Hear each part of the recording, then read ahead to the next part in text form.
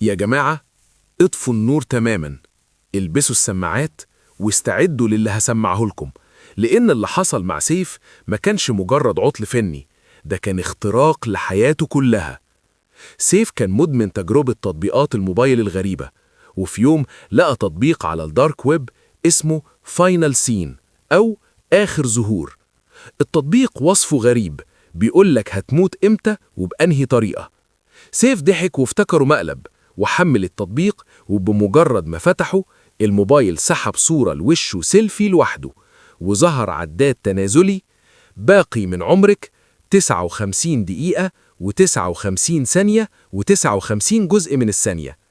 سيف افتكرها لعبة، بس الصدمة بدأت لما جات له رسالة على الواتساب من رقم مجهول فيها صورة لظهره وهو قاعد دلوقتي حالا في أوضته. سيف اتنفض وبص وراه، ملقاش حد، بس العداد كان بينقص ثانية ورا ثانية. وقبل ما نعرف سيف حاول يهرب ازاي والبرنامج عمل فيه ايه، انزل دلوقتي اخبط اللايك المتين واشترك في القناة وفعل الجرس عشان يوصلك كل جديد من قبل نص الليل. وقول لي في التعليقات لو عرفت ميعاد موتك هتقضي ساعتك الأخيرة في ايه.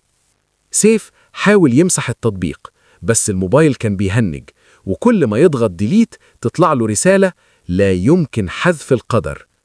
العداد وصل ل10 دقايق، وفجأة النور قطع في الشقة كلها، ومفضلش غير نور شاشة الموبايل اللي قلب لونها لأحمر دموي. سيف سمع صوت خطوات حافية بتتمشى في الصالة، وصوت همس طالع من سماعة الموبايل بيقوله: سيف، ميعادنا قرب. سيف قفل باب الأوضة بالمفتاح، بس الموبايل فتح الكاميرا لوحده، وشاف في الشاشة كيان اسود طويل واقف وراه في الضلمة، رغم إنه مش شايفه في الحقيقة.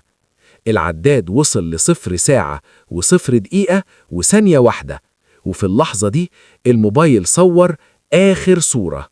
والشرطة لما دخلت الشقة الصبح لقوا الموبايل مرمي على الأرض وسليم، بس سيف ملوش أثر.